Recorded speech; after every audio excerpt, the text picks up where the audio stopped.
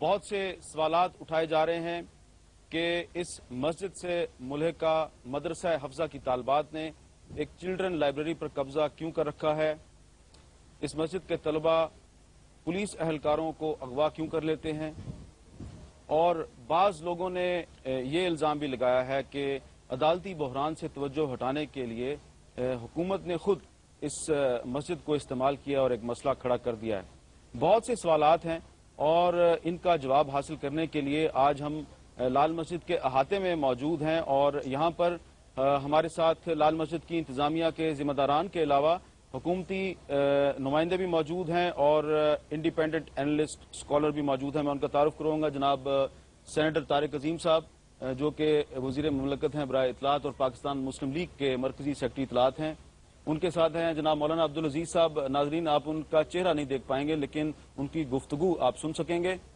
ان کے ساتھ ہمارے ساتھ موجود ہیں پروفیسر ڈاکٹر خالد علوی صاحب، معروف اسلامی اسکالر ہیں، اور ان کے ساتھ ہیں جناب عبدالرشید غازی صاحب جو کہ نائب خطیب ہیں لال مسجد کے۔ طارق عظیم صاحب، بہت سے لوگ یہ سوال پوچھ رہے ہیں کہ موجودہ حکومت پچھلے کافی عرصے سے روزانہ شمالی وزیرستان میں، جنوبی وزیرستان میں آپریشن کرتی ہے، بلوچستان میں بھی آپریشن ہوتے ہیں، اکبر بگٹی صاحب اس آپریشن میں مارے جاتے ہیں، جہاں بھی حکومت کی ریٹ کو چیلنج کیا جاتا ہے وہاں پر آپریشن ہوتا ہے، لیکن لال مسجد نے کافی عرصے سے حکومت کی ریٹ کو چیلنج کیا ہوا ہے لیکن یہاں پر کوئی آپریشن نہیں ہو رہا، تو اس سوال کا آپ کے پاس کیا جواب ہے؟ دیکھیں جی، لال مسجد کو اور وزیرستان، شمالی وزیرستان ہو، جنوبی وزیرستان ہو یا بلوچستان ہو، اس کو لال مسجد کے ساتھ آپ ایکویٹ نہیں کر سکتے۔ یہاں حالات ڈفرینٹ ہے، وہاں پہ حالات ڈفرینٹ ہیں۔ ہمارا ابھی تک یہی موقف رہا ہے کہ ہماری کوشش ہے کہ اس معاملے کو افہام و تفہیم کے ذریعے، بات چیت کے ذریعے حل کیا جائے۔ مجھے امید ہے کہ انشاءاللہ یہ حل کر لیا جائے گا۔ جی مولانا عبدالعزیز صاحب، سوال یہ ہے کہ لوگ کہتے ہیں کہ لال مسجد سے خود کش حملوں کی دھمکیاں دی جاتی ہیں، لال مسجد کے جو ذمہ داران ہیں ان کی نگرانی میں جامعہ حفظہ کی طالبات نے ایک چلڈرن لائبریری پر قبضہ کر لیا، اور اس قسم کے اقدامات سے پوری دنیا میں پاکستان کے دینی مدارس کا اور اسلام کا نام بدنام ہوا ہے۔ اس کے بارے میں آپ کا کیا کہنا ہے؟ حکومت جو پولیس کو لائی تھی، مسئلہ یہ ہے کہ یہ ملک اسلام کے لیے بنا تھا اور لاکھوں افراد نے قربانی دی اور یہ کہا گیا کہ یہاں اسلامی نظام ہوگا، لیکن اس دن سے لے کر آج تک اسلامی نظام کو پیچھے رکھنے کے لیے خوب پروگرام بنائے گئے اور سازشیں کی گئیں۔ ہر حکومت نے یہی کہا کہ جی اسلامی نظام ہوگا اور اسلامی نظام ہوگا، لیکن اسلامی نظام یہاں نہیں آیا۔ پھر اسلامی نظام نہ آنے کے باوجود اور جو مسائل پیدا ہوئے کہ یہاں مساجد شہید کرنی شروع کی گئیں۔ پہلی بات تو یہ کہ اسلام آباد کے اندر مساجد مدارس کے ساتھ معاندانہ رویہ رکھا گیا، جیسے سوتیلی ماں کا سلوک کہا جاتا ہے کہ دیکھیں ایک علم وہ ہے جو انسانی علم ہے جسے آپ دنیاوی علم کہہ سکتے ہیں، ایک وہ علم ہے جسے علم الہی کہتے ہیں، یعنی جو اللہ تعالیٰ نے بھیجا ہے پیغمبروں کے ذریعے، جسے قرآن و سنت کا علم کہتے ہیں۔ دنیا کا علم دنیا کی حد تک ہے، مرنے کے بعد قبر میں کام نہیں دے گا، جبکہ علم الہی جسے ہمیں قرآن و سنت کا علم کہتے ہیں، اس پر عمل کرنے سے دنیا بھی بنتی ہے، قبر بھی بنتی ہے، حشر بھی بنتا ہے، آخرت بھی بنتا ہے۔ ہم یہ نہیں کہتے دنیا کے علم کی ضرورت نہیں ہے، اس کے لیے ہر سیکٹر میں کتنے بڑے بڑے سکول ہیں، کالج ہیں، ان کی کئی ایکڑوں پر زمین ہے۔ قائد اعظم یونیورسٹی کی زمین دیکھی جائے اور دیگر یونیورسٹیوں کی زمینیں دیکھی جائیں، 1700 ایکڑ زمینیں ہیں، جبکہ مدارس کے ساتھ حقیقت یہ مساجد اور مدارس کو نالے کے قریب زمینیں دی گئیں، مدارس کو تو زمینیں نہیں دی گئیں۔ کتنے اسلام آباد کی مسجدیں ایسی ہیں جن کو نالے کے قریب دے دی گئیں کہ وہاں پلاٹ تو کوئی لے گا نہیں، اب وہاں دی گئیں۔ اور اس کے علاوہ کہیں ایسا تھا کہ مسجد کی ضرورت تھی، وہاں پر انہوں نے ضرورت کے تحت بنا لیا اور سیدھے خاموش رہی، ان کو انہوں نے غیر قانونی قرار دے کر۔ اس کا مطلب یہ تو نہیں کہ آپ چلڈرن لائبریری پر قبضہ کر لیں؟ جی میں اسی کی طرف آ رہا ہوں، آپ کا سوال اچھا ہے۔ تو یہاں مساجد شہید کرنی شروع کی گئیں، اور بعض مساجد وہ جو 100 سال سے بنی ہوئی تھے، مسجد امیر حمزہ ہے، یہ 100 سال سے قدیم مسجد ہے، اور اسی طرح دیگر مساجد جن کو ضیاء الحق رحمۃ اللہ نے بنوایا اور اپنے پیسوں سے سی ڈی نے خود بنوایا، ان کو بھی کہا گیا کہ یہ گرا دی جائیں گی۔ 10 مسجدوں کے نوٹس جاری کیے گئے، اس سے پہلے 6 گری تھی، 7ویں گری، 10 مسجدوں کے نوٹس، 80 مساجد غیر قانونی قرار دی گئیں۔ تو اس سے قبل جو طریقہ اختیار کیا گیا، مظاہرے، قراردادیں، کانفرنسیں، اسمبلی کے فورم، سارے بے اثر ثابت ہوئے۔ تو اب عدالتی طریقہ بھی بے اثر ثابت ہوا، تو مجبور ہو کر طالبات نے اب مسجدوں کے مقابلے میں لائبریری کو جلایا نہیں، لائبریری کو نقصان نہیں پہنچایا. جیسے مروجہ طریقہ ہوتا ہے, طلبہ جا کے طالبات جلا دیتے ہیں, کہتے ہیں ٹھیک ہے جی دیکھی جائے گی. اب جلا دیتے تو سارے کہتے کوئی مسئلہ نہیں, یہ بھائی غصہ آ گیا. انہوں نے اس کو قبضہ کر لیا اور حکومت کو یہ کہا کہ مساجد تعمیر کی جائیں, نفاذ اسلام کیا جائے تو ہم لائبریری چھوڑ دیں گے. لیکن 4 مہینے گزر گئے, اب تک وہ تو نہیں ہو سکا. اس کے بدلے میں ہمارے طلبہ پکڑے جا رہے ہیں اور ایجنسیوں والے اغوا کر رہے ہیں. تو پھر اس صورت کے, اور پھر آپریشن کی بات کی جاتی ہے, خودکش حملوں کی آپ نے بات کی, تو میں نے وہ آخری آپشن, جیسے دیکھیے ایٹم بم آخری آپشن ہوتا ہے کہ جی ہم پر اگر اٹیک ہوگا اور انتہائی بھیانک اٹیک ہم پر اگر ہوگا تو ہم خود ایٹم بم برسا دیں گے. ایسے ہی ہم نے کہا کہ ہم پہلے نہیں کریں گے, ہم نے اپنے طلباء کو کہا ہم ڈنڈوں سے مقابلہ کریں گے. خودکش حملے آخری آپشن ہے. آخری آپ نے جو ساری ڈیٹیل بیان کیا ہے, تو اس کے لیے ضروری ہے ناظرین کہ اب ہم آپ کو مختصراً اس پورے مسئلے کی تھوڑی سی بیک گراؤنڈ بتا دیں. لبنہ ٹامس کی ایک رپورٹ ہے, آپ کی خدمت میں پیش کرتے ہیں تاکہ آپ کو پتہ چلے کہ ایکچولی مسئلہ ہے کیا. مولانا محمد عبداللہ کے زیر نگرانی 1992 میں قائم کیا جانے والا جامعہ حفصہ اس وقت اسلامی دنیا میں خواتین کی سب سے بڑی دینی درسگاہ بن چکا ہے. جامعہ حفصہ اور حکومت کے درمیان تنازعات کا آغاز 21 جنوری کو ہوا, جب ان طالبات نے CDA کی جانب سے 7 مساجد کو غیر قانونی قرار دے کر گرا دینے کے احتجاج میں لال مسجد اور جامعہ حفصہ کے درمیان واقع چلڈرن لائبریری پر قبضہ کر لیا. حکومت اور جامعہ حفصہ انتظامیہ کے درمیان متعدد بار مذاکرات ہوئے, مگر وہ کسی منطقی انجام تک نہ پہنچ پائے. چودھری شجاعت حسین صاحب آتے رہے, ہم مانتے ہیں وہ اپنی حد تک بڑے مخلص ہیں, لیکن سوال یہ پیدا ہوتا ہے کہ کیا گورنمنٹ مخلص ہے؟ اگر مذاکرات کا مطلب یہی ہے کہ دھوکہ دینا دوسرے کو, تو پھر ہم مذاکرات نہیں کرنا چاہتے. جو کچھ اب تک گیم ہمارے ساتھ حکومت کری وہ یہی کہ وہ ہمیں دینا نہیں چاہتی, ہم سے لینا چاہتی ہے. حکومت کا کہنا ہے کہ وہ طاقت کا استعمال کیے بغیر مذاکرات کے ذریعے اس مسئلے کو حل کرنا چاہتی ہے.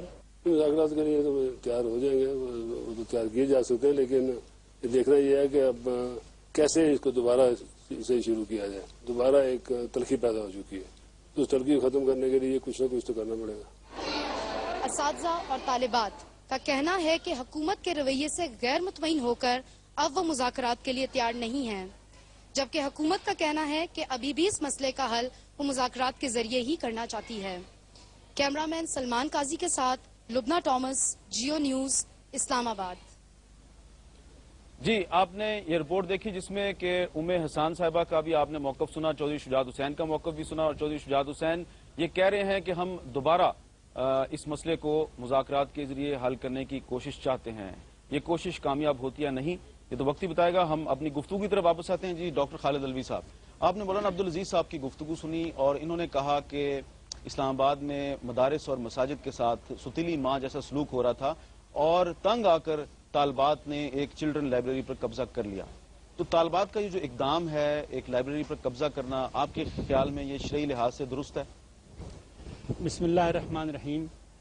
میرا خیال ہے یہ مسئلہ حکمت عملی کا ہے, اس کا تعلق شریعت یا عدم شریعت سے نہیں ہے, اور میرا خیال ہے ہمیں اس تناظر میں اسے دیکھنا بھی نہیں چاہیے.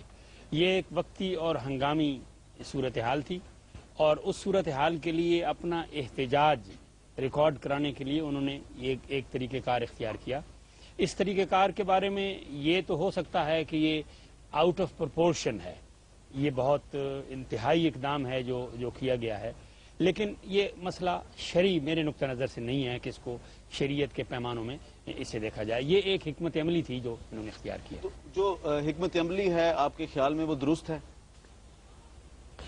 حکمت عملی کا جب ہم جائزہ لیتے ہیں تو اس کے 2 پہلو ہوتے ہیں. اس کا ایک پہلو یہ ہوتا ہے کہ اس حکمت عملی کے نتیجے میں جو اقدام کرنے والے ہیں ان کو کیا نقصان پہنچ رہا ہے, اور اس کے نتائج کیا ہو سکتے ہیں, جو متوقع نتائج ہیں. کیا اس سے فساد بڑھے گا, کیا اس سے انتشار زیادہ ہوگا, کیا اس سے کوئی جانی یا مالی نقصان ہوگا. میں سمجھتا ہوں جنہوں نے یہ اقدام کیا ہے انہوں نے اس کے نتائج کو بھی پیش نظر رکھا ہوگا کہ اس کے کیا نتائج ہو سکتے ہیں.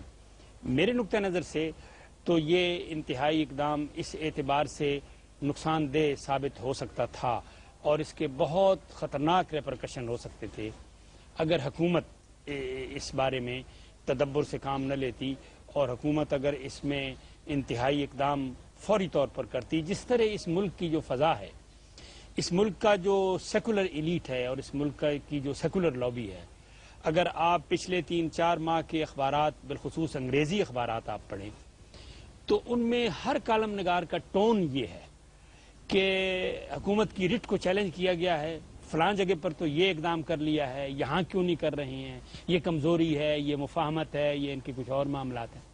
تو میں سمجھتا ہوں کہ اس کے نتائج بہت بھیانک ہو سکتے تھے اگر حکومت فوری طور پر کوئی اس طرح کا اقدام کرتی۔ جی عبدالرشید غازی صاحب، آپ تو آج کل اخبارات میں، انگریزی اخبارات میں مضامین بھی لکھ رہے ہیں، یہ بتائیں کہ بہت سے پاکستان کے جو جید علماء ہیں، وفاق المدارس سے جن کا تعلق ہے، اور بہت سے علماء جو آپ کے اساتذہ میں بھی شامل ہیں، انہوں نے جو لائبریری پر قبضہ ہے اس کو غلط قرار دیا، لیکن اس کے باوجود آپ اپنے موقف پر قائم رہے۔ تو کیا وجہ ہے کہ آپ اپنے جو اساتذہ ہیں، بڑے بڑے علماء ہیں، انہیں غلط سمجھتے ہیں، اپنے آپ کو صحیح سمجھتے ہیں؟ دیکھیں میر صاحب، پہلی بات تو میں ڈاکٹر صاحب کے اس بات کا جواب دینا چاہوں گا کہ انہوں نے فرمایا کہ یہ جو اقدام تھا طالبات کا، یہ آؤٹ آف پروپورشن ہے اور انتہائی اقدام ہے۔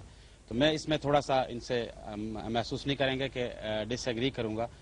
اس کی وجہ یہ ہے کہ میر صاحب کے جو اقدام حکومت کی طرف سے آیا، اصل میں ہم لوگوں کی ایک پرابلم یہ ہے کہ ہم جو ایکشن ہے اور جو ایکشن انتہائی ہوتا ہے اس کو بالکل نیگیٹ کر دیتے ہیں، اس کو بالکل زیرو کر دیتے ہیں۔ اس کا جو ریئیکشن ہوتا ہے اس کو بہت زیادہ ہائی لائٹ کر کے پیش کرتے ہیں۔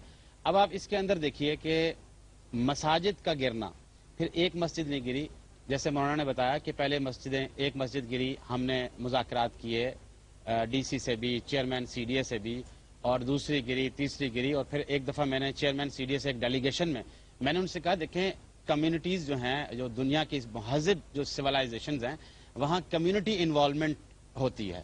تو ایسا ہمیں کرنا چاہیے کہ مساجد کے مسئلے آپ کے پاس آتے رہتے ہیں، آئے دن یہ کوئی نہ کوئی مسئلہ کھڑا ہوتا ہے، تو ہمیں ایسا کرنا چاہیے کہ ہم علماء کی، سی ڈی اے کی اور انتظامیہ کی ایک جوائنٹ کمیٹی قائم کر دیتے ہیں، اور وہ آئندہ سے جہاں کہیں کوئی مسئلہ آیا کہ یہاں کوئی انکروچمنٹ ہوئی ہے، یہاں کوئی پرابلم ہوئی ہے، تو وہ اس کو دیکھ لیا کرے۔ تو ایسے سے ہوگا یہ کہ بجائے اس کے کہ ہم بعد میں ایک دوسرے کے ساتھ دست و گریبان ہو رہے ہوں، ہم پہلے ہی اس مسئلے کو دیکھ لیں، اس کے بجائے کہ ہم بعد میں اس کے اوپر لڑائی کریں۔ دوسری جو بات انہوں نے فرمائی وہ میں اس سے ایگری کروں گا کہ جیسے انہوں نے کہا کہ جو سیکولر ہمارے بہت سارے طبقات ہیں اور جو کالم نگار ہیں، ان کی ٹون یہی تھی کہ مار دو ان کو ختم کر دو، ان کو بس آپریشن کرو اور ان کا بالکل خود کچھ ہم لوگ ہی دھمکیاں دے رہے تھے نا۔ دیکھیں مولانا نے اس کی وضاحت کر دی نا کہ اپنا ڈیفنس کے اندر آپ کے گھر پہ کوئی حملہ کرتا ہے، آپ اپنے دفاع میں تو کچھ بھی کر سکتے ہیں، آپ کہیں کہ میں اپنی جان بھی دے دوں گا، اس کا دفاع کروں گا، اور آپ اپنے طلباء جو ہیں، اسٹوڈنٹ اپنے ادارے کے لیے کر رہے ہیں اور ایک اپنے مسجد کے اس کے لیے کر رہے ہیں، اور اپنی اس کا مطلب یہ ہے غازی صاحب کہ یہ لال مسجد کی حدود میں خودکش بمبار موجود ہیں؟ نہیں، ایسا نہیں ہے، مولانا نے کبھی یہ نہیں کہا، بلکہ اگر آپ اس کی پوری مولانا صاحب کی پوری تقریر سنیں نا اس دن، بلکہ میں اس پہ بھی آؤں گا کہ میڈیا کیا اس میں رول کر رہا ہے۔ مولانا عبدالعزیز صاحب کی جو پوری تقریر تھی اس کے اندر کوئی اس قسم کی بات نہیں، بلکہ انہوں نے جب اس میں بات کی ریفرنس کانٹیکس میں کہہ رہا ہوں، اس کو چھوڑ دیا آپ نے سیاق و سباق کو۔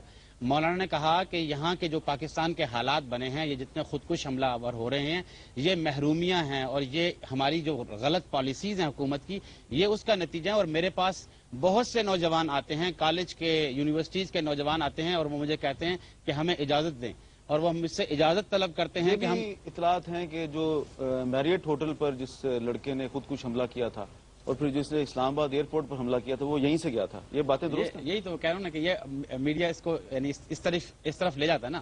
میں عرض جو کرنا چاہ رہا ہوں، مولانا کی اس وقت تقریر یہاں چل رہی تھی، جو لڑکے مولانا کے پاس آتے تھے، اپنی سروسز پیش کرتے تھے خودکش حملوں کے لیے، مولانا ان کو ڈسکریج کرتے تھے اور مولانا نے بلکہ ابھی میرے پاس چند دن پہلے ایک لڑکی آئی ہے گجر خان سے، اچھا، اس نے گجر خان سے آ کے پہلے تو اس نے جو ہے مجھے موبائل پہ 2-3 دفعہ بتایا کہ میرا یہ مسئلہ ہے، مجھے کوئی وہاں کے اثر رسوخ والے تنگ کر رہے ہیں۔ پھر ایک دن اس نے مجھے موبائل پہ کہہ دیا کہ غازی صاحب میں تو چاہتی ہوں کہ خودکش حملہ کر دوں۔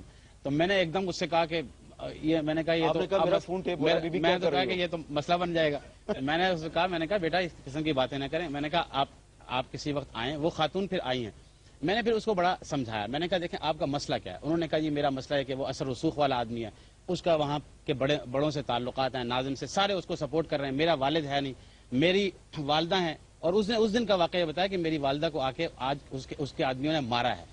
تو میر صاحب اصل میں یہ مختصر بات میں ہے کہ اصل میں مولانا نے جو ساری بات کی وہ یہ کی کہ ہم منع کرتے ہیں اس طرح کی چیزوں سے. اس کے بعد آخر میں مولانا نے کہا کہ ہم اپنے ڈیفنس میں یہ بھی کر سکتے ہیں کہ ہم اپنی سیکریفائز کریں گے. آپ کے ہاں جو پٹی چلی, یعنی آپ کے یہاں سے مراد ہے کہ تمام چینلز نے پٹی چلائی کہ مولانا عبدالعزیز صاحب نے خودکش کا اعلان کر دیا. بھائی اللہ کے بندے پچھلی والی بات بھی تو کریں, وہ ساری بات کریں. چلے یہ آپ نے وضاحت پیش کر دی. ہماری گفتگو جاری ہے, ایک چھوٹی سی بریک لیتے ہیں. آپ نے دیکھا کہ غازی عبدالرشید صاحب نے یہ کہا ہے کہ کبھی ہم نے براہ راست لال مسجد سے خودکش حملوں کی دھمکی نہیں دی, اور جو نوجوان ہمارے پاس آتے ہیں ہم بھی ان کی حوصلہ شکنی کرتے ہیں. اور مولانا عبدالعزیز نے جو اعلان کیا تھا وہ ایک آخری آپشن کے طور پہ کیا تھا اور کہا تھا کہ ہم خودکش حملے بھی کر سکتے ہیں. میں نے پوچھا کہ کیا یہاں پر خودکش بمبار موجود ہیں, تو انہوں نے کہا ایسی کوئی بات نہیں. لیکن یقیناً آپ کے ذہن میں بہت سے سوالات ہیں, کوشش کریں گے ان سب کا جواب حاصل کریں. بریک لیتے ہیں, بریک کے بعد دوبارہ ملتے ہیں.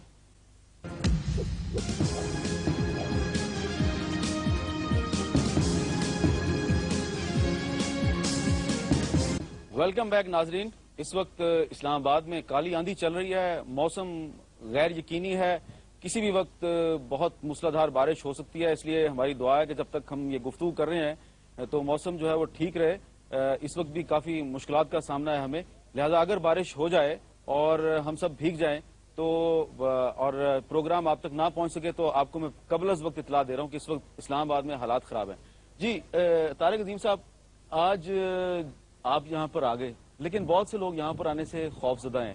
یہاں تک کہ کچھ اپوزیشن کے لوگ جو ہیں وہ بھی یہاں آنے سے خوف زدہ تھے. وہ کہتے تھے کہیں ہمیں یہ اغوا نہ کر لیں. آپ یہاں پہ بیٹھے ہیں, آرام سے گفتگو کر رہے ہیں, مولانا عبدالعزیز صاحب آپ کے ساتھ بیٹھے ہیں, تو یہ کیا وجہ ہے, ان کے بارے میں پرسپشن اتنی بری کیوں ہے؟ جی ہے جی, بالکل جی, کہ پرسپشن کئی دفعہ ریالٹی سے زیادہ بہت سے لوگوں نے روکا کہ مت جاؤ, پکڑے جاؤ گے, واپس نہیں. میں تو بیٹھا ہوں, گپ چل رہی ہے, ان کے ساتھ بات چیت ہو رہی ہے, میں تو ایسا سمجھ رہا اپنے گھر میں بیٹھا ہوں, ایسی کوئی بات نہیں ہے. اور آنے سے پہلے انہوں نے ایک بڑا نیک کام کیا, جو 2 پولیس والے یرغمال بنائے ہوئے تھے ان کو چھوڑ دیا, تو یہ بڑی اچھی بات ہے. لیکن کیا وجہ کہ حکومت نے ان پولیس والوں کی رہائی کے لیے ان سے بات ہی نہیں کی؟ نہیں, بات چیت ہوتی رہی ہے, ان کو بھی پتا ہے. جی بالکل, ہم نے تو ہر طرف سے بات چیت کی. چودھری شجاعت صاحب نے بہت لمبی ان سے بات چیت کی, اور میں سمجھتا ہوں بہت حد تک وہ کامیابی رہی. اور ابھی بھی بات کی جا رہی ہے کہ دوبارہ چودھری صاحب اپنی بات کریں, تاکہ جو باقی مسائل 1-2 رہ گئے ہیں تو تھوڑا سا اس مسائل کی طرف میرا خیال نشاندہی ضروری ہے, کیونکہ ابھی ہم نے ادھر ادھر کی کافی باتیں کر لی. وجہ یہ ہے کہ مذاکرات کامیاب نہیں ہوئے.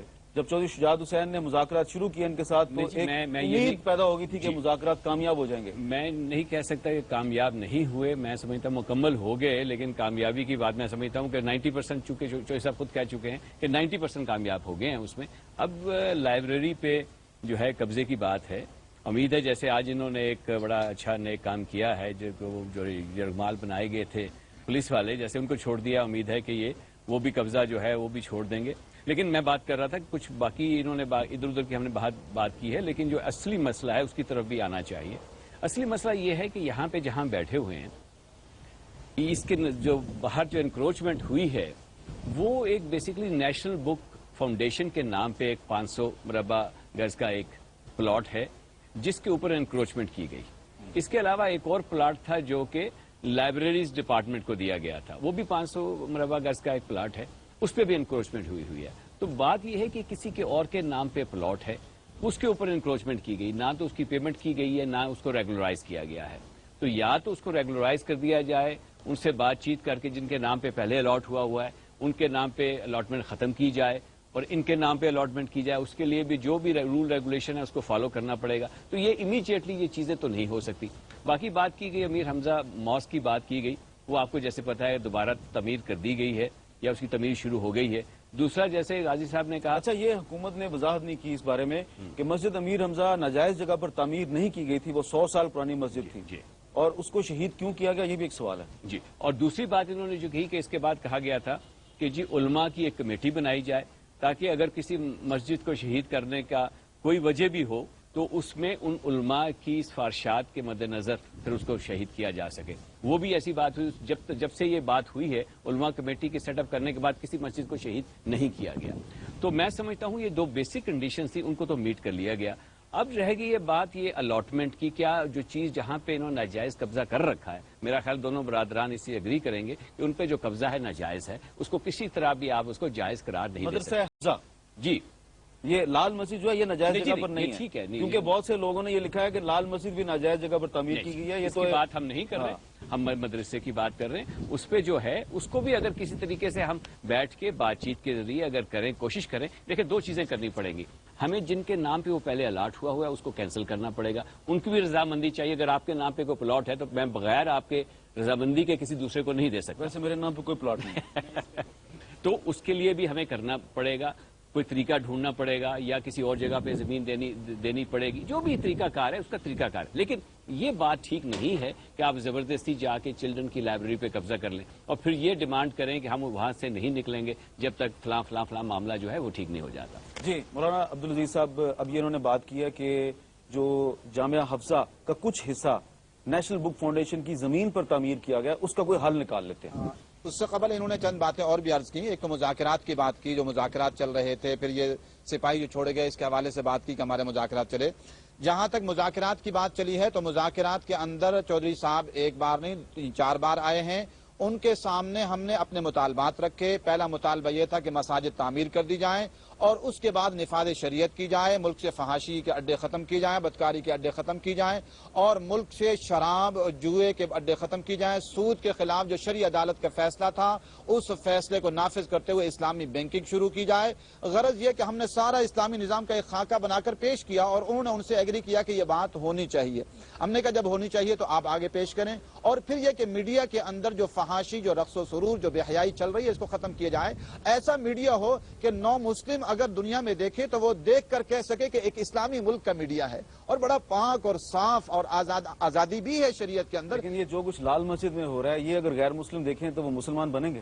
جی اگر اسلام اچھی باتیں دیکھیں تو وہ بالکل دیں گے. اور اس میں کوئی رقص و سرور نہیں ہے، اس کو کوئی گانے باجے نہیں ہیں، اس میں ایک اچھی بات کی بات چل رہی ہے. لیکن جو ہمارے میڈیا پر فحاشی اریانی چل رہی ہے اس کو دیکھ کر تو کوئی مسلمان نہیں ہوگا. انہوں نے ایگری کیا کہ بالکل بات آپ کی ٹھیک ہے، میں آگے کروں گا. 2 محفلوں میں یہ بات ہوئی. تیسری محفل میں آ کر انہوں نے کہا کہ میں بہت معذرت کے ساتھ کہتا ہوں کہ حکومت یہ چاہتی ہے کہ آپ سے سارے مطالبات منوا لے اور حکومت خود کچھ نہ مانے. یہ چودھری شجاعت نے کہا آپ کو؟ جی میں اس پر حلف بھی کہہ سکتا ہوں. وہ تو خود حکومتی پارٹی کے صدر ہیں، انہوں نے کہا کہ آپ لوگوں نے تقریباً 9.5 کے مطالبے ماننے کا اندیا دیا اور وہ 1.5% بھی ماننے کو تیار نہیں. میں نے کہا پھر چودھری صاحب بات یہ ہے آپ ہمارے معزز بزرگ ہیں اور محترم ہیں، ہمارے گھر تشریف لائے ہیں، پھر کرتے یہ ہیں کہ ہم مذاکرات بند کرتے ہیں. آپ اپنی حکومت کو دھوکہ نہ دیں اور ہم اپنے ساتھیوں کو دھوکہ نہ دیں. ہم نے مذاکرات بند کر دیا اور اعلان کر دیا. انہوں نے کہا یہ لائبریری، میں نے کہا یہ لائبریری ہم خالی کریں گے اس وقت جب اسلامی حکومت ہوگی.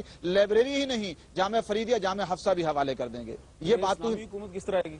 جب اسلامی حکومت آ جائے گی تو تب اس کے حوالے کریں گے نا. ہم فی الحال تو نہیں حوالے کریں گے. اس کا مطلب ہے نہیں کریں گے. دوسری بات جو انہوں نے کہی کہ ہمارے پولیس کے اسلامی نظام جو ہے وہ یہاں پہ نافذ نہیں ہوگا. آپ کی اس بات کا مطلب یہ ہے کہ پھر مساجد ناجائز جگہوں پر ہی تعمیر کی جائیں گی. نہیں، مساجد تو ساری بتایا نا مولانا. دوسری بات بڑی پرانی ایک بات یہ سامنے آئی مساجد کے حوالے سے کہ جی مساجد جو تعمیر کی جاتی ہیں وہ غیر قانونی. بات شرعی مسئلہ یہ ہے کہ مساجد مدارس تعمیر کرنا حکومت کا فرض ہے. جیسے سکول اور کالج تعمیر کرنا، آپ G6 کے سیکٹر میں دیں کتنے بڑے بڑے سکول اور کالج ہیں، مدرسے کتنے تعمیر کیے، ایک مدرسہ بھی تعمیر نہیں کیا. تو حکومت کا فرض ہے کہ وہ مساجد مدارس تعمیر کرے. اگر وہ نہیں کرتی تو یہ زمین جو ہے، یہ زمین تو اللہ کی ہے، آسمان اللہ کا، فضائیں اللہ کی ہیں. حکومت کی زمین تو ہے نہیں، حکومت تو عارضی چیز ہے. اس لیے جب حکومت اپنا فرض پورا نہ کرے تو شرعی مسئلہ یہ ہے پھر علماء اور اہل علاقہ اپنا فرض پورا کرتے ہوئے مساجد مدارس بنائیں. تو ہم نے باہر ایک پارک ہے، اگر کل کو آپ یہاں پہ قبضہ کر لیں اور کہیں میں یہاں پہ بھی مدرسہ بناؤں گا، یہ جائز ہے؟ پارک کی بات نہیں کر رہا، جو خالی جگہ ہو اور ایسی جگہ ہو جہاں کوئی خاص ایسی چیز نہیں ہے. نیشنل بک فاؤنڈیشن کی جگہ وزارت تعلیم کی. جی بالکل جواب دیتا ہوں کہ مدرسہ پہلے سے موجود تھا. جامعہ حفصہ میں 1000-1500 بچی پڑھ رہی تھی. اگلی زمین کو ہم نے ان سے بات کی کہ ہمیں دی جائے. ابا جی رحمۃ اللہ علیہ کی درخواست سن 97 کی موجود ہے. ابا جی رحمۃ اللہ علیہ نے فرمایا، میں نے ان کو دکھائی، نصرت مرزا کو دکھائی، 10,000 روپے فیس دی حضرت والد صاحب رحمۃ اللہ علیہ کہ یہ زمین ہمیں دی جائے، ہماری طالبات زیادہ ہو رہی ہیں. انہوں نے ہمیں نہیں دی، نیشنل بک فاؤنڈیشن اور دوسرے اداروں کو الاٹ کر دی. ہم نے اس پر احتجاج کیا کہ جب 1000 سے 2000 سے زائد بچیاں یہاں پڑھ رہی ہیں اس وقت تو آپ نے دوسروں کو کیوں الاٹ کی؟ ہم وہ پیسے دیتے ہیں. جو آپ نے ایک بات کی چودھری شجاعت والی، انہوں نے کہا جی کہ چودھری شجاعت نے کہا کہ حکومت چاہتی ہے کہ آپ سارے مطالبات مان لیں، حکومت خود کوئی مطالبات نہیں ماننا چاہتی، یہ بات درست ہے؟ نہیں جی، ایسی بات میرا نہیں خیال چودھری شجاعت صاحب ایسی بات کریں گے. چودھری شجاعت صاحب خود جو رولنگ پارٹی ہے اس کے ہیڈ ہیں، تو وہ تو خود حکومت ہیں، تو ایسی بات نہیں کر لگتا سکتے. یہ ہے کہ چودھری صاحب کی بات کسی نہ کسی نے ماننے سے انکار ضرور کیا. انکار کی بات نہیں. دیکھیں، ایک تو اسلامی شریعہ کی بات کر رہے ہیں، اسلامی حکومت کی بات کر رہے ہیں. کیا آپ کی اسلامی حکومت میں یہ جائز ہوگا کہ کوئی جا کے کسی کے پلاٹ پہ قبضہ کر لے؟ اس حکومت میں یہ کیا جائز ہوگا؟ جی اچھا سوال ہے. ایک دیکھیں، دو قسم کی زمینیں ہوتی ہیں. ایک ہے شخصی زمین، جیسے حضور صلی اللہ علیہ وسلم نے مسجد بنائی تو شخصی زمین تھی، اس پر آپ نے فرمایا ہم ایسے یتیموں کے نہیں لیں گے. اور ایک ہے حکومتی زمین. دونوں کا فرق ہے. شخصی زمین پر تو کوئی مدرسہ مسجد نہیں بنا سکتا مفاد عامہ کے لیے، لیکن جو حکومتی زمین جس کا مقصد ہی حکومت کا مفاد عامہ ہوتا ہے، اس پر زمین بنائی، اس زمین پر مدرسہ بنایا جا سکتا ہے جبکہ ضرورت کے تحت ہو. اچھا، یہ آپ نے ایک بات کر دی. خالد الوی صاحب، مولانا عبدالعزیز صاحب کی اس بات پر شرعی نقطہ نگاہ سے آپ کی کیا رائے ہے؟ میں سمجھتا ہوں مولانا نے ایک بہت اہم نقطے کی طرف اشارہ کیا ہے اور اس پر ہمیں غور کرنا چاہیے. وہ یہ ہے کہ کوئی بھی ریاست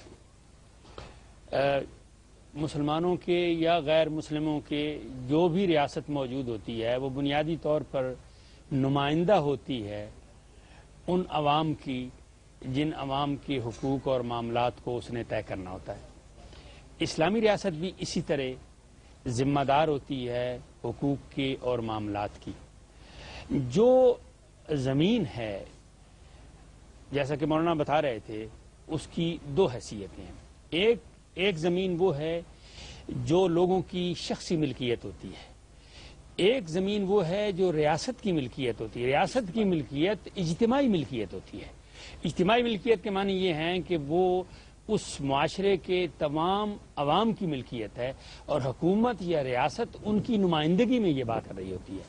اگر حکومت کوئی اقدام ایسا کرتی ہے کہ جو بنیادی طور پر اس علاقے کے جو مفادات ہیں ان مفادات سے ٹکراؤ ہے ان کا، تو پھر اس علاقے کے لوگوں کا یہ حق ہے، ان کو یہ اختیار ہے کہ وہ اس مفاد عامہ کے تحت ریاست کی اور حکومت کی اس بات کے خلاف اقدام کریں. یعنی کہ یہ بنیادی طور پر ایک اختیار کی بات ہے کہ جس میں اگر جائز جگہ پر تعمیر کی گئی مساجد سی ڈی اے نے گرائی ہیں تو اس کے خلاف احتجاج کے طور پر یہ جو بھی راستہ اختیار کریے جائز ہے؟ نہیں، بات یہ ہے کہ وہ بالکل ایک الگ ایشو ہے کہ ایک جائز جگہ پر حکومت نے بغیر کسی کیونکہ مسجد امیر حمزہ ناجائز جگہ پر نہیں تھی. کوئی بھی مسجد، ان 7 مسجدوں میں سے کوئی مسجد ناجائز جگہ پر نہیں تھی، اور یہ قدیمی مساجد ہیں. اور سی ڈی اے کے بائی لاز کہتے ہیں کہ یہاں، کیونکہ سی ڈی اے جب آیا یہاں پہ دارالخلافہ جب بنا تو سی ڈی اے نے جو اپنے بائی لاز بنایا اس میں اس نے زیارتوں کا اور اس نے مسجدوں کا یہ ذکر کیا کہ جو قدیمی زیارتیں اور قدیمی مساجد ہیں ان کو ڈیمالش نہیں کیا جائے گا. سی ڈی اے کے بائی لاز کا ذکر کر رہے ہیں، ان کے مطابق یہ مساجد ناجائز نہیں تھی، لیکن سی ڈی اے کے بائی لاز کے مطابق جو آپ نے جامعہ حفظہ تعمیر کیا ہے وہ ناجائز ہے. اس کا کیا جواب ہے؟ اس کا میں جواب، اس کی جو اپنا فرما رہے تھے محترم کہ انکروچمنٹ ہوئی ہے، اس کی پیمنٹ نہیں ہوئی ریگولرائز، جو مولانا نے باقی بات تو بتا دی ہے. آپ دیکھیے کہ یہ ہمارا قضیہ بڑے عرصے سے چل رہا ہے اور اس کے اندر یہ تھا کہ ہم نے یہ کہا کہ جب آپ کسی کو گرلز کالج کہیں بناتے ہیں، دیکھیے نا، آپ نے پہلے یہ جگہ تو جامعہ حفصہ کے لیے دی ہے نا سی ڈی اے نے. اب جب پلاننگ کریں گے تو اس کے سامنے بالکل گیٹ کے سامنے جو ہے کوئی آفس نہیں بنائیں گے. ایک پلاننگ کی میں بات کر رہا ہوں. اس پر ہم نے اعتراض اٹھایا، اس پہ ہماری ساری کورسپونڈنٹس موجود ہے. پھر مولانا نے جیسے بتایا کہ ہم نے اب بات چیت سے میں وہی کہہ رہا ہوں نا، ہماری کورسپونڈنٹس ہے، اس پہ ہم نے پیمنٹ کے لیے بھی ڈرافٹ بھی مولانا حضرت والد صاحب نے بھی لگایا. اس کے بعد ہماری کورسپونڈنس موجود ہے. ہم نے کہا کہ یہ ہم اس کی پیمنٹ دینے کو چلا جا رہے، جیسے محترم نے فرمایا نا کہ بھئی پیمنٹ دے دیتے. بھئی جب ہم پیمنٹ دینے کو تیار ہیں تو ہم نے جب پہلے ریکویسٹ کی ہوئی ہے تو شفا کے تحت ہمارا حق بنتا تھا یا نہیں بنتا تھا؟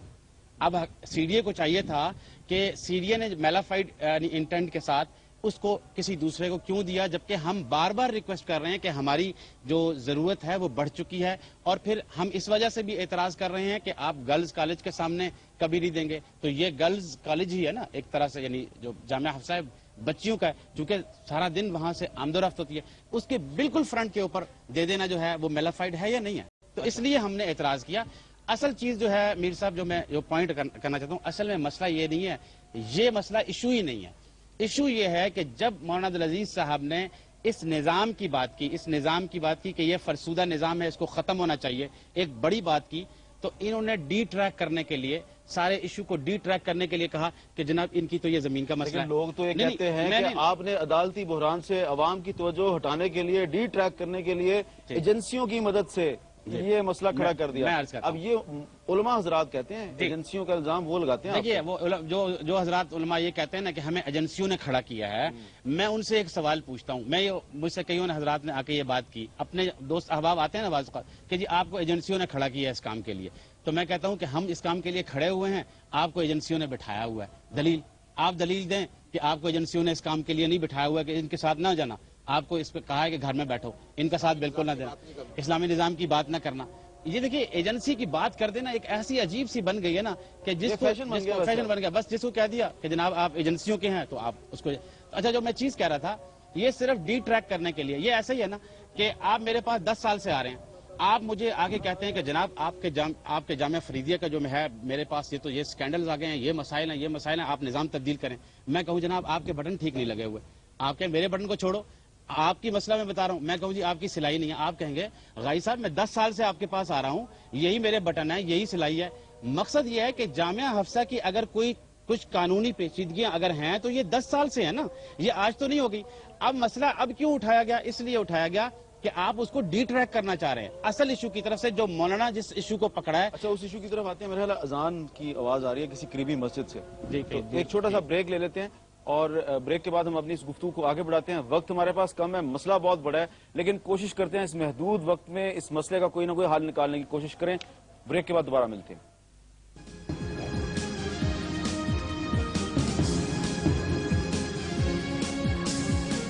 Welcome back. طارق عظیم صاحب، آپ حکومت کے نمائندے کے طور پر یہاں پر موجود ہیں. مولانا عبدالعزیز صاحب نے بھی فرمایا کہ جب تک پاکستان میں اسلامی نظام قائم نہیں ہوتا تب تک چلڈرن لائبریری پر قبضہ برقرار رہے گا. تو پنجابی میں کہتے ہیں کہ نہ منن والیاں گلاں ہوئیاں. تو لگتا تو یہی ہے کہ آپ کے پاس یہاں پر ایک آپریشن کے علاوہ کوئی دوسرا راستہ نہیں ہے، یا کوئی دوسرا راستہ آپ کے خیال میں ابھی تک ہے؟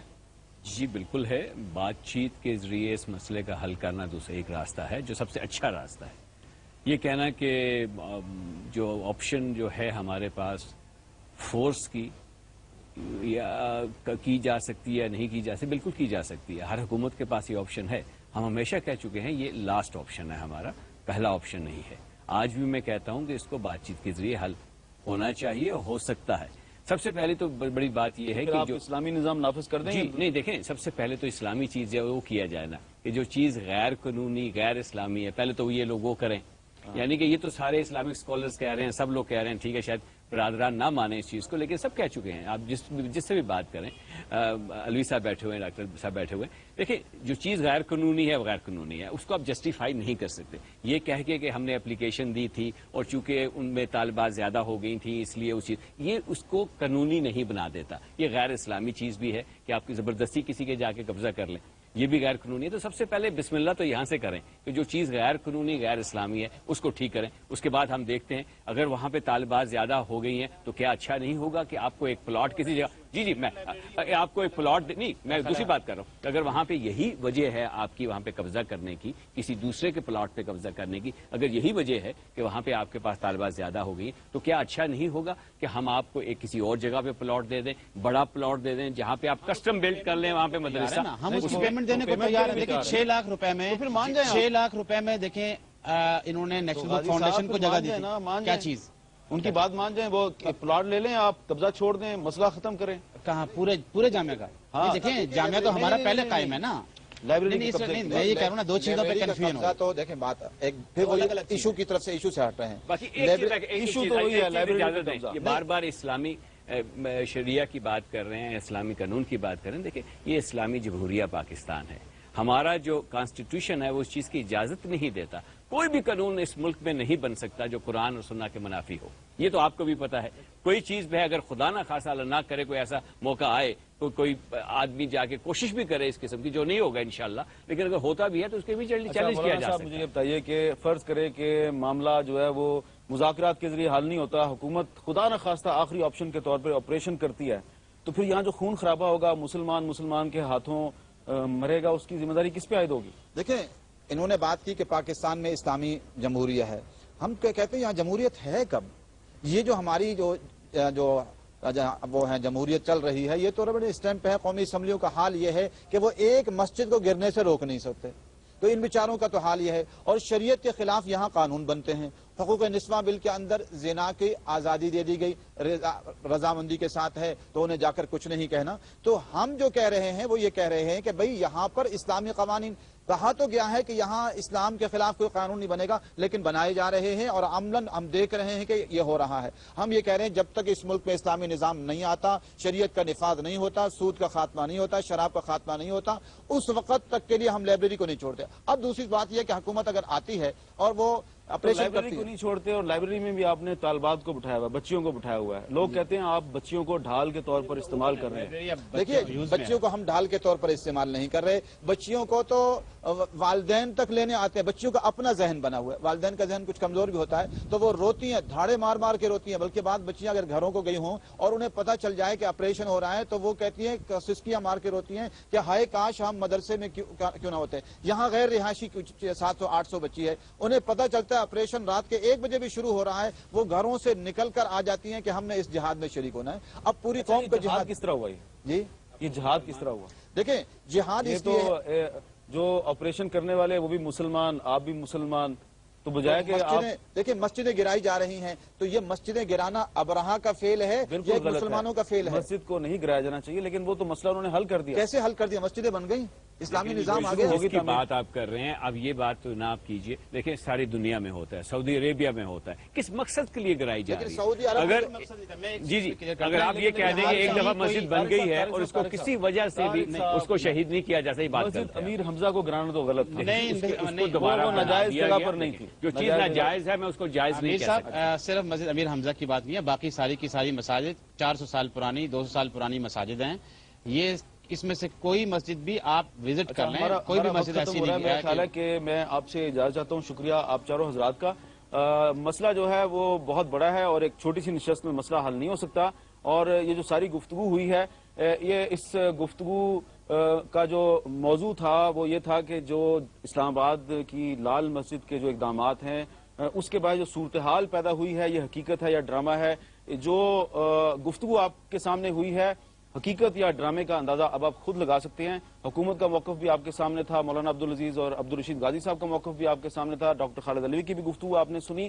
اور یہ چیز طے ہے کہ چند ماہ پہلے جو اسلام آباد میں کچھ مساجد کو گرایا گیا، یہ ایک غلط اقدام تھا اور اس کا جو ریئیکشن تھا وہ سامنے آیا ایک چلڈرن لائبریری پر قبضے کی صورت میں. اور خالد علوی صاحب نے کہا کہ یہ بھی آؤٹ آف پروپورشن تھا. بہت سے لوگ اور علماء کہتے ہیں کہ یہ بھی غلط ہے. لہٰذا اب یہ جو اس صورتحال کی وجہ سے ہم تماشا بنے ہوئے پوری دنیا میں، اس کا حل نکالنا چاہیے. اور کیونکہ طارق عظیم صاحب نے حکومت کی طرف سے کہا ہے کہ مذاکرات کے ذریعے حل نکل سکتا ہے، تو یقیناً تمام لوگ جو یہ پروگرام دیکھ رہے ہیں وہ بھی یہ چاہیں گے کہ مذاکرات کا سلسلہ دوبارہ شروع ہو اور مولانا عبدالعزیز اور عبدالرشید غازی صاحب کے ساتھ دوبارہ یہ لوگ بیٹھیں اور کوشش کریں کہ مسئلے کا حل نکل آئے. بصورت دیگر اگر آخری آپشن کے طور پر یہاں پر آپریشن ہوتا ہے اور یہاں پر خون گرتا ہے، مسلمان کے ہاتھوں مسلمان کا خون گرتا ہے، تو وہ ایک انتہائی افسوسناک اور شرمناک صورتحال ہوگی. حامد میر کو اجازت دیجیے. اللہ حافظ.